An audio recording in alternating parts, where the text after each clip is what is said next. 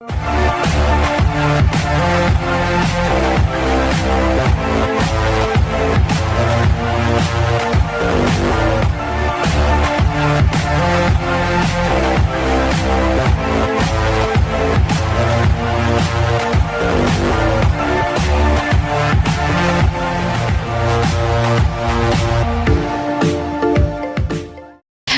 à tous, où que vous soyez, bienvenue ici chez nous à Zoumakopé. Nous sommes dans votre émission culturelle Afrobuzz Lomé, consacrée à ce jour au concept des héritages colorés du label de look tendance afro Bilitis Fashion. Créée par une jeune femme togolaise du nom d'Aimé Adama Bilitis, Bilitis Fashion est une structure de commercialisation, de valorisation et de création des accessoires de mode de tout genre made in Togo. La 3e édition des héritages colorés était placée sous le thème de la mode, la gastronomie et l'art contemporain, vecteur de création d'emplois, facteur de développement durable, parce qu'il est grand temps pour nous de nous réconcilier avec nos racines et porter haut notre identité culturelle. Yann le Bless. Wakenya sobe atona mi Yehowa babijine babeni. Wakenya sobe atona mi mabube secrétaire. Mwana mi. Wakenya sobe atona mi Yehowa babijine babeni. Anyoramu. La chena wolo. Anyoramu. La chena wolo.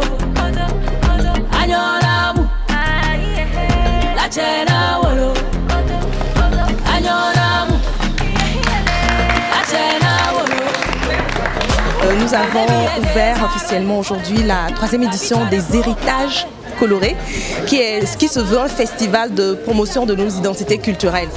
Tout ce qui est art vestimentaire, art culinaire et l'art contemporain. Voilà. Il faut que ce genre d'événement se répète pour que la jeune fille togolaise sache d'où elle vient. Elle est la fille de qui? Elle est la petite fille de qui? Dans nos habillements, parce que là on a perdu notre identité. La jeune fille ne sait plus s'habiller en pagne. Elle ne sait plus mettre le kita. Elle ne sait plus mettre le pagne tissé. Elle a honte. Elle se sent mieux en pantalon déchiré. Je ne sais pas d'où vient cet esprit-là. Il faut que les pasteurs, des églises, les prêtres et puis les imams fassent une conférence de presse, prier ensemble pour que cet esprit de pantalon déchiré quitte le Togo. Amen. Donc après vous dégustez, c'est pour changer de tout ce qui est crustacé à la crème blanche et tout. Ici vous avez du agneau blanc, voilà, ça fait partie des crustacés et c'est chez nous. Ici vous avez des beignets.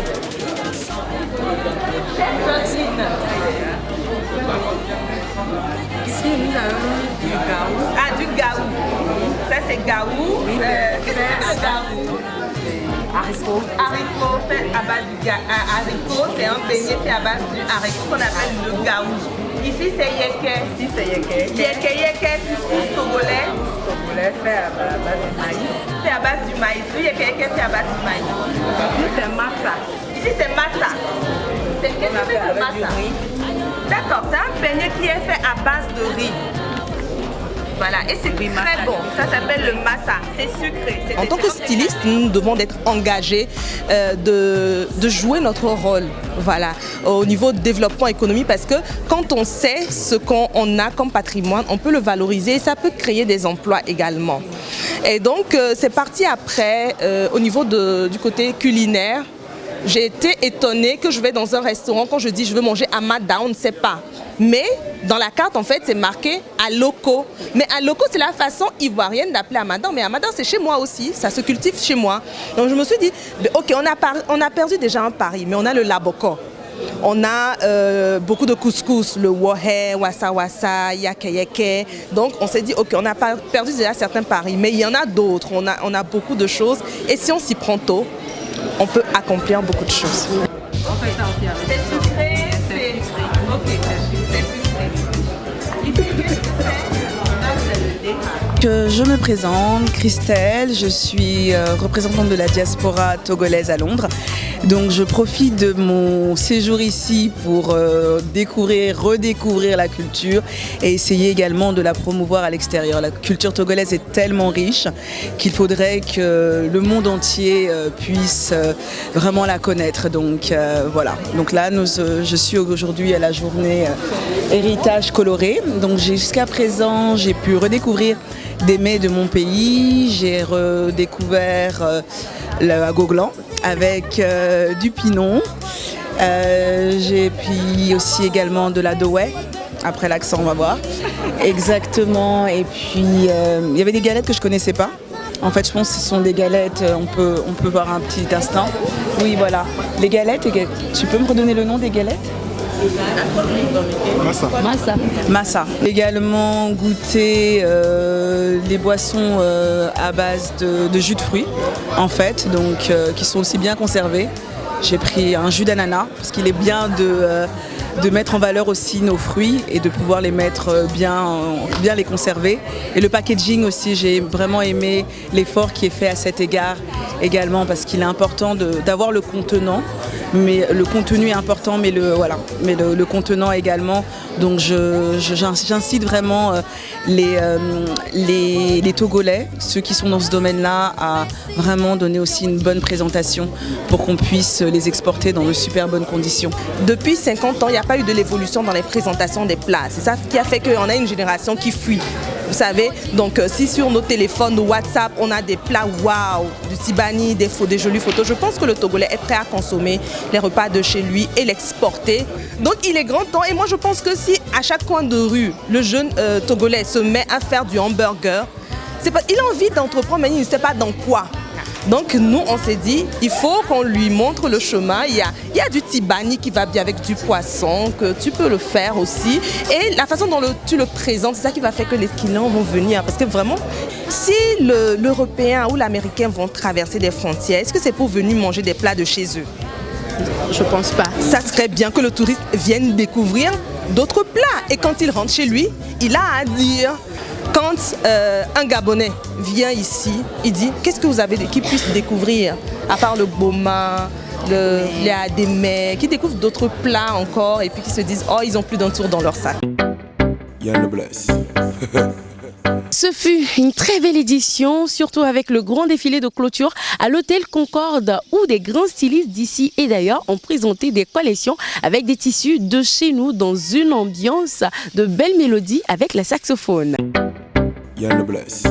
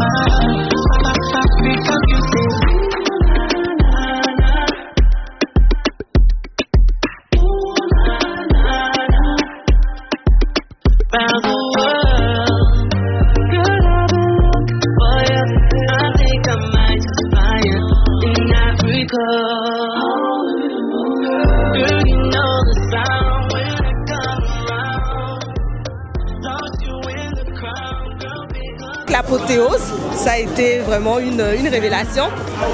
Donc on a présenté une collection dans du Betekeli. On a tissé d'abord le pagne. On l'a tissé aux couleurs de certains pagnes Vlisco qu'on a eu avec le soutien des revendeuses de tissus Vlisco du Grand Marché. Donc on a pu faire des Betekeli luxueusement brodés, avec des pantalons en coton, des chemises aussi en coton glacé, des cravates aussi qu'on a confectionnées en visco. Et côté femmes, on avait la collection Ayo, qui veut dire en Yoruba la joie. C'est des robes assez généreuses en mousseline, visco, et également des pannes tissées avec de jolis attachés foulards, comme on sait bien le faire en Afrique. La 3e édition d'Héritage coloré, ça s'est très bien passé. Nous avons eu du monde ce soir pour notre bouquet final qui était le défilé de mode. Nous avons eu des stylistes hors pair, nous avons eu des vêtements très très beaux et nous espérons que le 4e sera aussi beau que le 3e.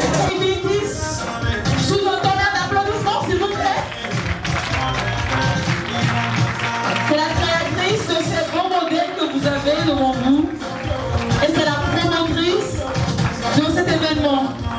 Les héritages colorés, la 3e édition, un événement qui grandit si bien et qui redonne de la couleur à la culture africaine.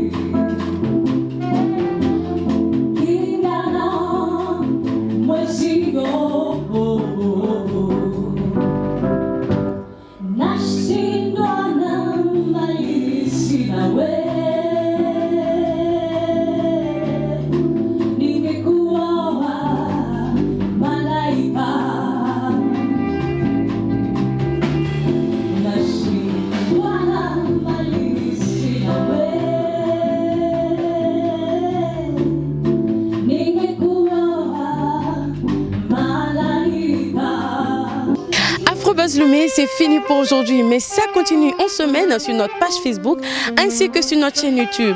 Merci pour votre fidélité à la chaîne préférée Vox Africa, la voix d'une Afrique fière. Merci à Ayana Créa qui m'a sublimé en ce jour. Le rendez-vous, c'est mardi prochain, même chaîne, même heure. Vivons bien, vivons heureux et aimons-nous vivants. Afrobuzz Lomé, c'est ici que ça se passe. Ce fut une très belle édition, surtout avec le grand défilé à l'Hôtel Concorde où des grands stylistes d'ici et d'ailleurs ont présenté des belles collections avec des tissus dits.